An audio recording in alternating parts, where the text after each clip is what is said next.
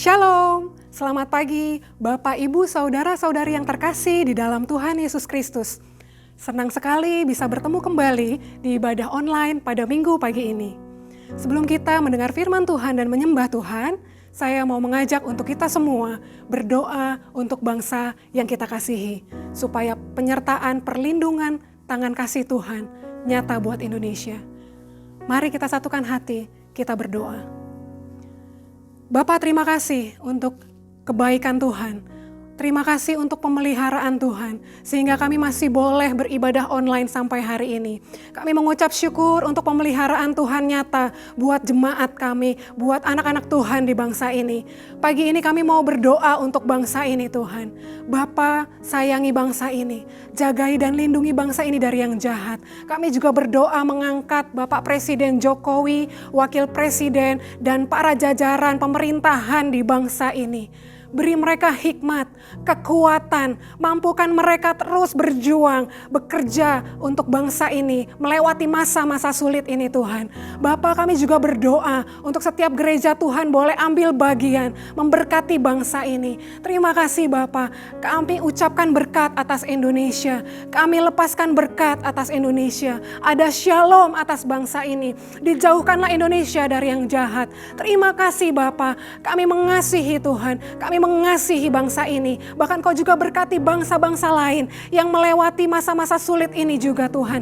Kami percaya Tuhan punya rencana yang indah atas bangsa Indonesia, atas bangsa-bangsa. Jadilah sesuai kehendak Tuhan. Terima kasih Bapa. Kami mengucap syukur buat setiap kebaikan Tuhan di dalam hidup kami. Di dalam nama Tuhan Yesus kami berdoa dan mengucap syukur. Setiap kita yang percaya katakan amin. Baik, silahkan tim pujian penyembahan yang akan memimpin kita dalam pujian penyembahan pagi ini. Silahkan Ibu Eli. Shalom, selamat hari Minggu jemaat Tuhan. Dimanapun Anda berada pada saat ini, kami menyampaikan ada sukacita Tuhan yang tidak terbatas buat kita semua. Firman Tuhan mengatakan di 2 Timotius 1 ayat 7. Sebab Allah memberikan kepada kita bukan roh ketakutan, amin. Tapi roh yang membangkitkan kasih, ada kekuatan dan ada ketertiban buat setiap kita. Mari kita satukan hati kita, kita mau sama-sama menyembah Dia pada saat ini. Kita mau naikkan pujian sukacita surga.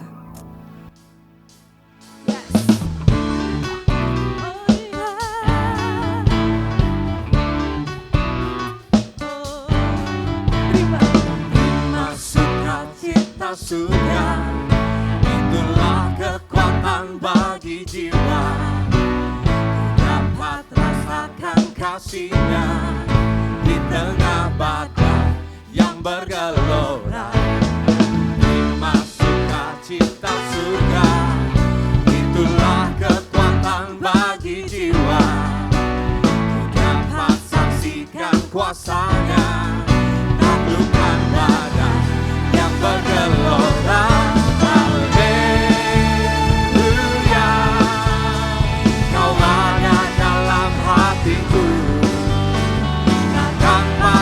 Semangatku takkan hilang kekuatanku. Haleluya, ku mau bersorak bagimu. Sukacita surga nyata penuhiku. Oh, haleluya. Mari terima sukacita. Sukacita surga, itulah kekuatan bagi jiwa. Dapat rasakan kasih-Nya di tengah badai yang bergelora. Terima sukacita surga, itulah kekuatan bagi jiwa. Dapat saksikan kuasa-Nya, taklukkan yang bergelora. Haleluya, Kau ada dalam hatiku, takkan patah semangatku, takkan hilang kekuatanku. Haleluya, ku mau bersorak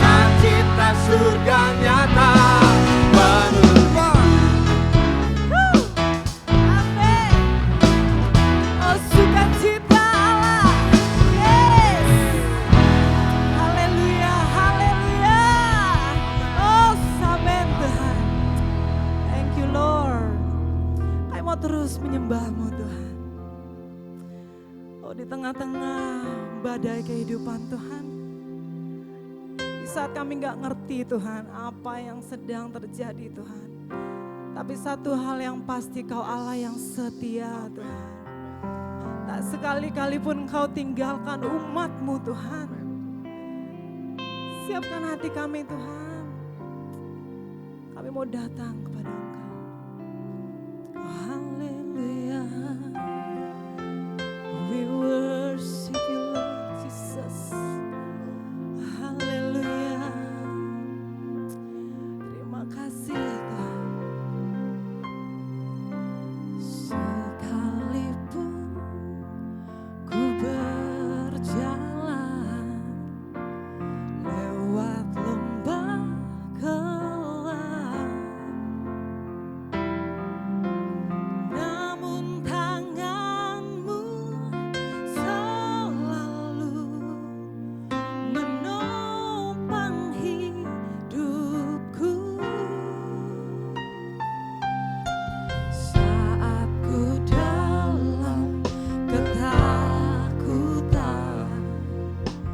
Kau hadir di sisiku.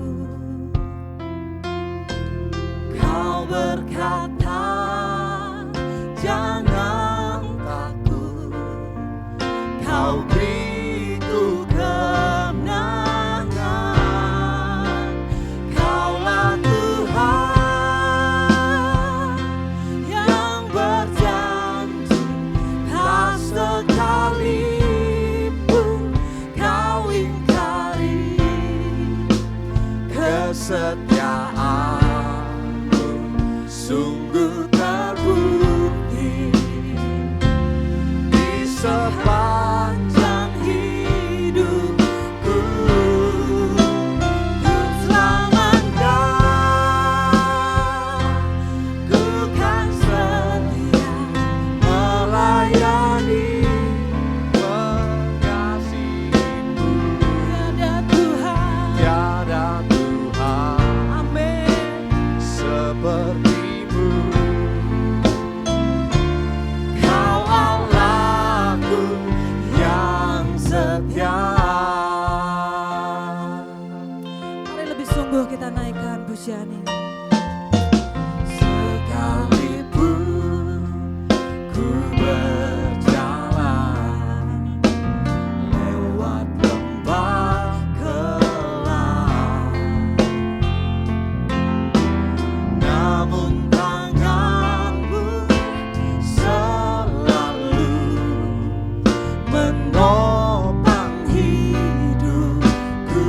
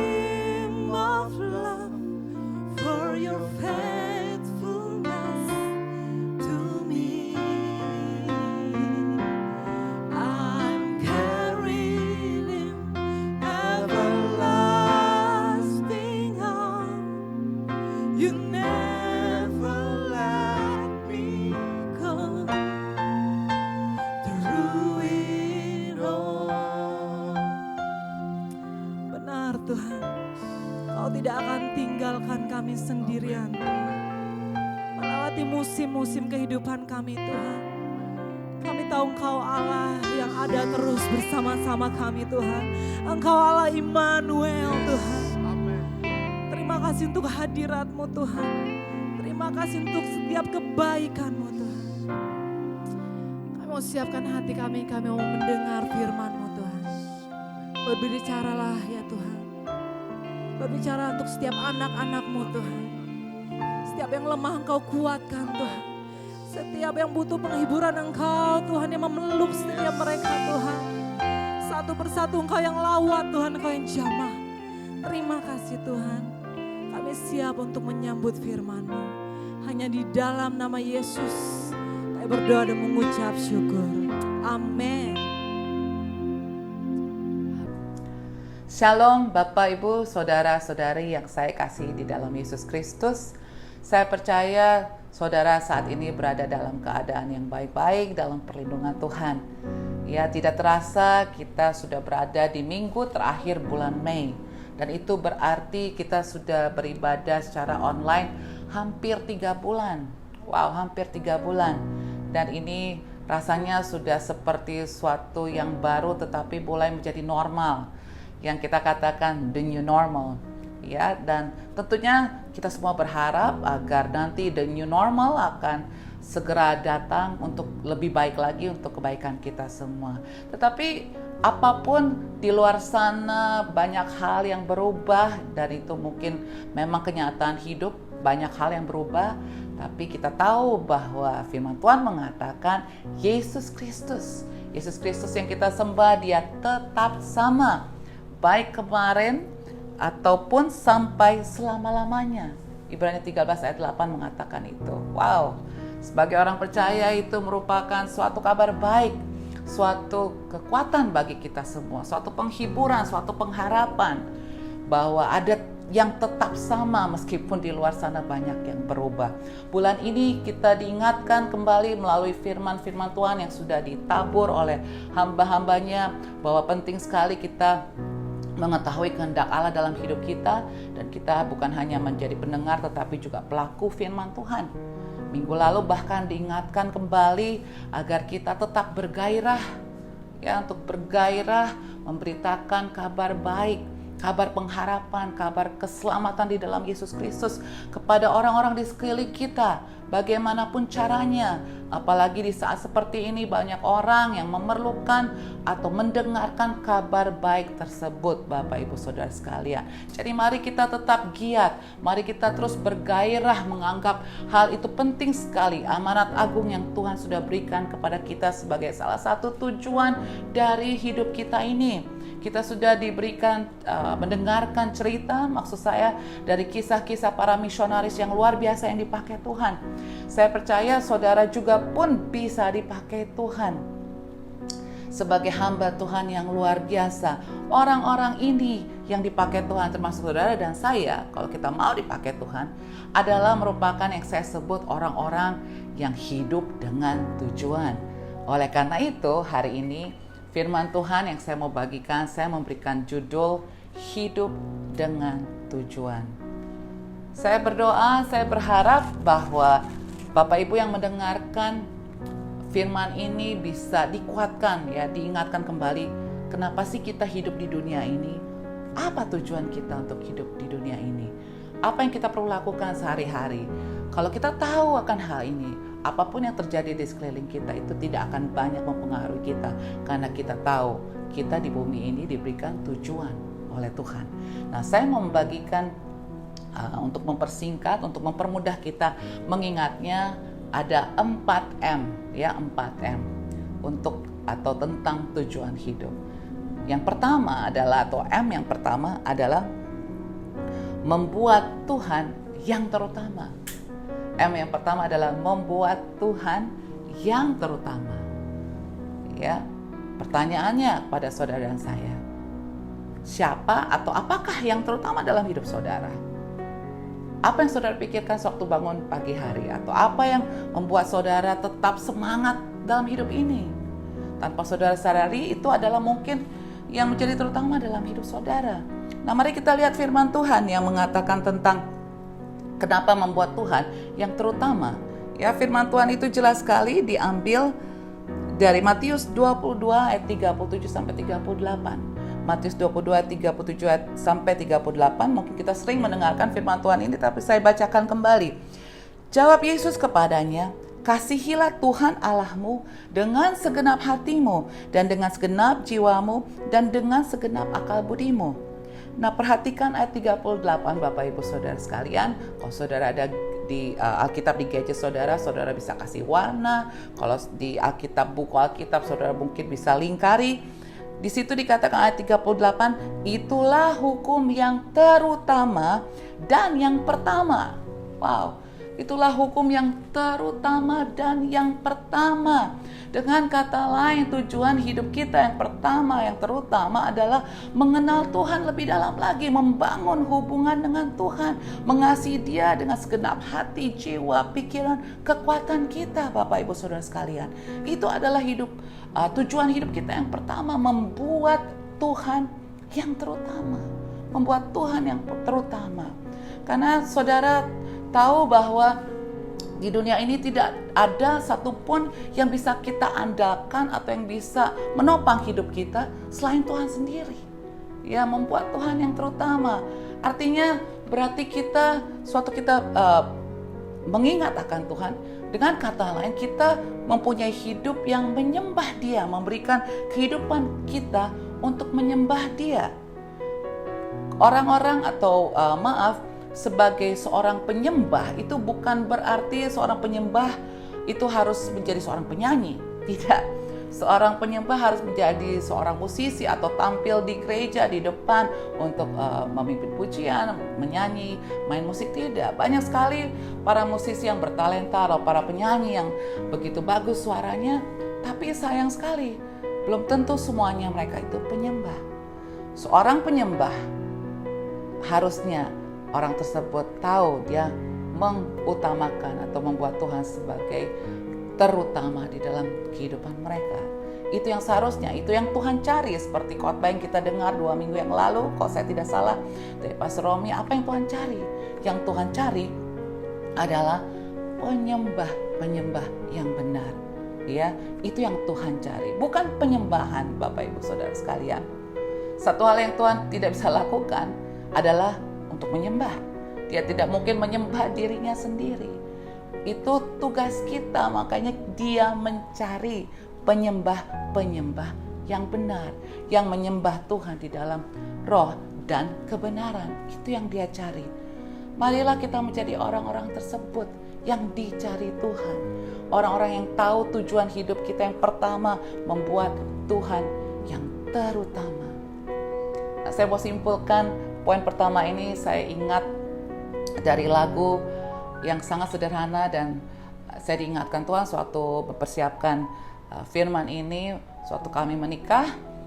Saya memilih lagu ini suatu kami masuk ke dalam ruangan atau suatu saya jalan ya di altar. Dan kalau saudara tahu lagu ini, mari nyanyi bersama-sama dengan saya. Lagu ini berjudul Yang Terutama. Ya, yang terutama di dalam hidup ini, meninggikan nama Yesus. Yang terutama di dalam hidup ini, memuliakan namanya. Haleluya, haleluya, saya mau cinta Yesus. Oh haleluya, haleluya, saya mau cinta Yesus. Apakah saudara juga mau mencintai Yesus, mengasihi Dia dengan segenap hati, pikiran, jiwa, kekuatan kita? Mari kita membuat Tuhan yang terutama. Ingat, itu tujuan kita yang pertama. Kalau kita membuat Tuhan sebagai yang terutama, membangun hubungan dengan Dia, maka otomatis kita bisa mengasihi sesama kita. Ya, itu adalah poin yang kedua, mengasihi sesama, atau dalam hal ini saya mau katakan mengasihi gereja Tuhan atau keluarga Tuhan. Mengapa saya katakan keluarga Tuhan? Karena di dalam keluarga Tuhan atau di dalam gereja Tuhan kita bisa mempraktekkan firman Tuhan. Karena di dalam firman Tuhan kalau saudara tahu ada 56 kali dikatakan kita harus melakukan hal ini dengan satu dengan yang lain, mendoakan satu sama yang lain ya. Kalau saudara study the Bible atau meneliti, mempelajari di Alkitab, bisa melihat ayat-ayat ini, kita disuruh melayani satu sama yang lain, membangun satu sama yang lain, ada sampai 56 kali. Nah, di mana kita praktekkan hal tersebut? Yaitu di dalam gereja Tuhan. Mari saudara terlibat dalam gereja Tuhan, masuk ke dalam care cell yang ada. Di situ kita bisa menjadi pelaku firman Tuhan untuk melakukan firman yang Tuhan ingin kita lakukan, yang memperhatikan satu sama yang lain. Di sini firman Tuhan saya ambil dari Ibrani 10 ayat 25. Ibrani 10 ayat 25. Di firman Tuhan mengatakan, janganlah kita menjauhkan diri dari pertemuan-pertemuan ibadah kita. Ya, kalau bahasa Inggris dikatakan let us not give up the habit of meeting together. Jadi kalau kebiasaan bertemu bersama-sama itu adalah kebiasaan atau kebiasaan yang baik. Ya, jadi janganlah kita menjauhkan diri dari pertemuan-pertemuan ibadah kita seperti dibiasakan oleh beberapa orang. Tetapi marilah kita saling menasehati. Nah, ini salah satunya. Saling menasehati dan semakin giat melakukannya menjelang hari Tuhan yang mendekat. Bapak Ibu Saudara sekalian, Tuhan menciptakan kita sebagai makhluk yang membutuhkan sesama, ya, social being. Kita tidak diciptakan untuk hidup sendirian, kita diciptakan untuk membutuhkan orang lain. Itu memang Tuhan sudah menciptakan kita seperti itu, karena itu juga Tuhan menginginkan hubungan dengan Dia yang intim, ya. Tadi membuat Tuhan sebagai yang terutama, dan kita juga harus belajar mengasihi sesama kita, membangun hubungan yang dekat. Ada suatu penelitian yang dilakukan di salah satu Department Mental Health, Departemen Kesehatan khusus tentang jiwa, ya. Di situ mereka melakukan penelitian ini di Amerika. Jika seseorang dikatakan atau mereka teliti orang ini tidak mempunyai hubungan yang dekat atau sahabat atau keluarga di mana dia bisa bisa curhat, ya, zaman sekarang katanya curhat atau bisa bersosial dengan orang tersebut, maka orang ini kecenderungannya 10 kali lebih gampang masuk ke rumah sakit dan mendapatkan yang kalau kita sebut bisa menjadi sakit jiwa, ya, atau mereka boleh mengalami 5 kali, di sini dikatakan the study is 5 kali lebih ada kemungkinan dia bisa mengalami depresi, bahkan lebih parah lagi 3 kali kemungkinan dia bisa mengalami kematian lebih dini dari yang seharusnya, hanya karena seseorang tidak pernah bergaul dengan orang lain atau lebih cenderung mau mengisolasi diri sendiri. Yaitu yang bukan Tuhan inginkan. Tuhan mau kita belajar mengasihi sesama kita. Amin. Jadi yang pertama tadi, M pertama adalah membuat Tuhan yang terutama. M yang kedua adalah mengasihi sesama atau mengasihi keluarga Tuhan. Dan yang ketiga adalah membangun kedewasaan rohani. Membangun kedewasaan rohani. Maksudnya apa? Kita sebagai anak-anak Tuhan tentunya kita mau bertumbuh lebih dewasa lagi. Ya, kita mungkin semakin berusia, bertambah umur, tapi belum tentu kita menjadi dewasa. Kita mau supaya menjadi dewasa. Amin. Ya, saya bacakan firman Tuhan di Ibrani 6 ayat 1. Di situ dikatakan, sebab itu marilah kita tinggalkan asas-asas pertama dari ajaran tentang Kristus dan beralih kepada perkembangannya yang penuh. Ya, kalau di dalam bahasa Inggrisnya dikatakan becoming mature in our understanding. Jadi kita semakin dewasa dalam pengertian kita dalam firman Tuhan. Dan jangan kita lagi meletakkan dasar hanya pada pertobatan dari perbuatan-perbuatan yang sia-sia dan dasar kepercayaan kepada Allah. Jadi perlunya kita menjadi dewasa, Bapak Ibu Saudara sekalian. Kita harus terus haus dan lapar akan firman Tuhan. Jangan pernah merasa, wah saya sudah tidak perlu apa-apa lagi. Kita harus memiliki hati sebagai seorang murid yang mau terus belajar, Kita belum sempurna, tapi Bapa kita di surga sempurna. Kita mau belajar terus. jadi seperti dia. Dan itu yang membuat kita merendahkan diri, mau terus belajar, mau terus bertumbuh, dan kita boleh menjadi dewasa secara rohani. Saya mau memberikan challenge pada Bapak Ibu Saudara sekalian dan juga diri saya sendiri. Apakah saudara punya perencanaan ya, atau suatu plan? Seperti kalau ibu-ibu mungkin ada rencana ya, hari ini mau masak apa, besok mau masak apa, atau minggu depan mau masak apa. Atau kalau saudara yang suka berolahraga, pergi ke gym, punya rencana, oke, minggu depan saya mau kuatkan otot yang ini, otot yang itu. Atau saudara punya rencana untuk diet barangkali. Semua punya rencana. Tapi apakah saudara dan saya punya rencana akan mendewasakan atau untuk mendewasakan kerohanian kita? Maka kita punya plan ya, berencana untuk oke, saya mau membaca firman Tuhan lebih lagi dalam tahun ini dan sebagainya. Mari kita buat rencana dalam hal ini ya, supaya kita bisa mendewasakan kerohanian kita. Dan yang keempat, yang terakhir adalah tujuan hidup kita tentunya untuk melayani ya. Firman Tuhan saya akan bacakan dari 1 Petrus 4 ayat 10. Layanilah seorang akan yang lain sesuai dengan karunia yang telah diperoleh tiap-tiap orang sebagai pengurus yang baik dari kasih karunia Allah. Setiap orang diberikan kasih karunia, diberikan talenta, berbeda satu dengan yang lain. Kita tidak boleh membandingkan diri kita dengan orang lain.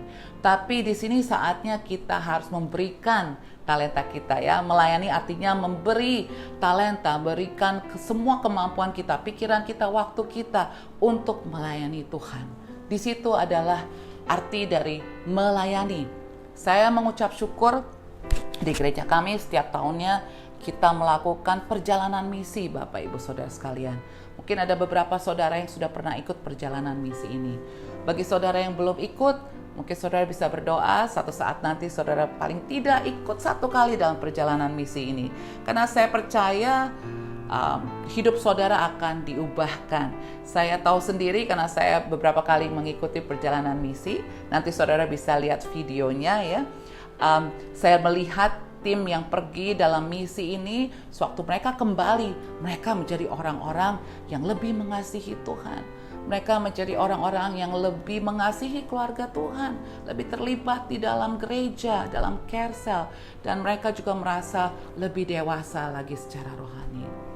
Nah, Bapak Ibu Saudara sekalian, saya mau kita mengulangi lagi, mengevaluasi keempat hal M tadi yang sudah saya katakan. Saya mau kalau Bapak Ibu Saudara sekalian yang baru pertama kali mungkin mendengarkan akan hal ini, yang barangkali belum tahu justru, oh iya ternyata saya harus punya hubungan dengan Tuhan ya. Ternyata saya harus mengasihi Tuhan, membuat Dia yang terutama. Kalau saudara belum pernah mengalami hal tersebut, tidak apa-apa, tidak pernah terlambat. Saya memberikan kesempatan untuk berdoa buat saudara, mengajak Yesus Tuhan masuk ke dalam kehidupan saudara. Dan kalau saudara yang lainnya melihat akan keempat poin ini, mau berdoa, memberikan komitmen yang baru lagi, mari Bapak Ibu Saudara sekalian, ini saatnya kita memberikan komitmen yang baru lagi. Dan saya mau mengajak kita semua untuk berdoa saat ini. Mari sama-sama kita berdoa. Bapa, terima kasih untuk firman yang singkat, yang sudah ditabur. Aku percaya firman ini tidak akan kembali dengan sia-sia. Tuhan, saat ini hamba mau berdoa bagi mereka yang belum pernah mengambil keputusan. Yang belum pernah mengambil keputusan. Kalau saudara tahu itu adalah saudara, mari mengikuti doa saya. Katakan, Tuhan Yesus, aku mau bertobat dari segala dosa-dosaku. Aku mau mengundang Engkau Yesus ke dalam hidupku, ke dalam hatiku, menjadi Raja, menjadi Tuhan dalam hidupku. Ampunilah aku ya Tuhan. Terima kasih untuk karya salib-Mu yang menguduskan aku, yang menyelamatkan aku. Aku menerima Engkau sebagai Yesus, sebagai Juru Selamat dan Tuhan saat ini. Amin. Dan bagi saudara yang lain yang memberikan komitmen lagi kepada Tuhan, juga berdoa bersama-sama.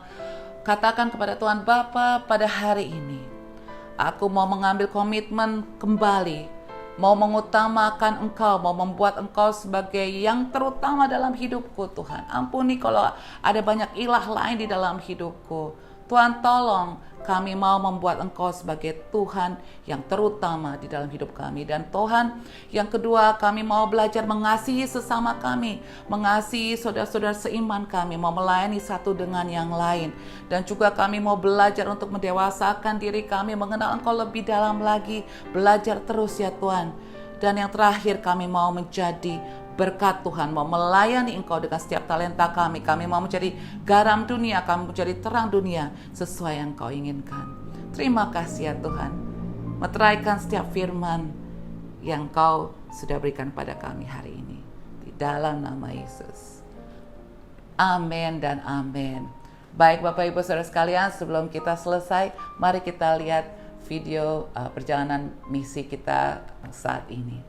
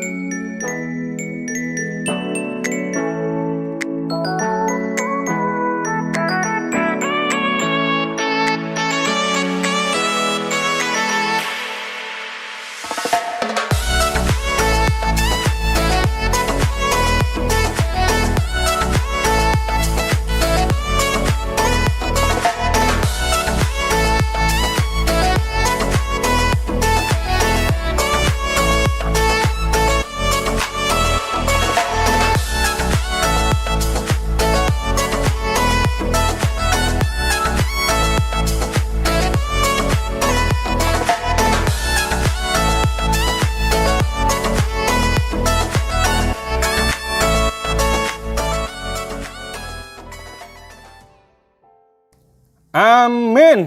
Bapak, Ibu, Saudara sekalian, saya percaya bahwa setiap firman Tuhan yang telah kita dengarkan menjadi kekuatan. Apa yang telah disampaikan oleh Pastor Pinkan tadi menjadi kekuatan buat kita dalam melewati hari-hari ke depan, dan Roh Kudus yang menjadi sumber inspirasi serta menuntun kita untuk melewati masa-masa yang sedang kita hadapi bersama.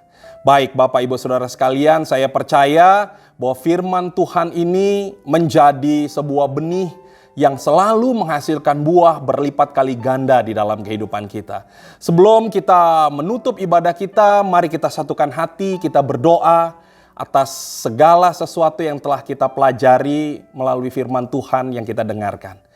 Bapa, terima kasih buat pagi hari ini.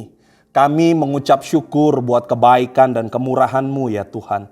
Bapa, di dalam nama Tuhan Yesus, kami percaya bahwa setiap firman yang ditabur tidak akan pernah kembali dengan sia-sia. Biar sukacita menjadi kekuatan di dalam kehidupan kami, karena kami mendapatkan firman-Mu yang melampaui segala akal dan batasan pikiran kami ya Tuhan. Dan hal tersebut menjadi kekuatan dalam melewati setiap pergumulan, segala sesuatu yang sulit. Dan kami percaya bahwa Roh Kudus senantiasa menuntun kami. Kami juga mau berdoa sebagaimana murid-murid-Mu berdoa. Bapa kami yang di surga, dikuduskanlah nama-Mu. Datanglah kerajaan-Mu, jadilah kehendak-Mu di bumi seperti di surga. Berikanlah kami pada hari ini makanan kami yang secukupnya. Dan ampunilah kami akan kesalahan kami, seperti kami juga mengampuni orang yang bersalah kepada kami. Dan janganlah membawa kami ke dalam pencobaan, tetapi lepaskanlah kami daripada yang jahat. Karena Engkaulah yang mempunyai kerajaan dan kuasa dan kemuliaan sampai selama-lamanya. Dan terimalah berkat-berkat yang daripada Tuhan. Biar kiranya damai sejahtera yang daripada Allah, yang melampaui segala akal dan pikiran, yang menyertai umat Tuhan mulai hari ini sampai Maranatha Yesus datang kedua kali. Di dalam nama Tuhan Yesus, kita semua yang diberkati berkata amin. Amin Bapak Ibu Saudara sekalian. Tuhan memberkati Bapak Ibu sekalian.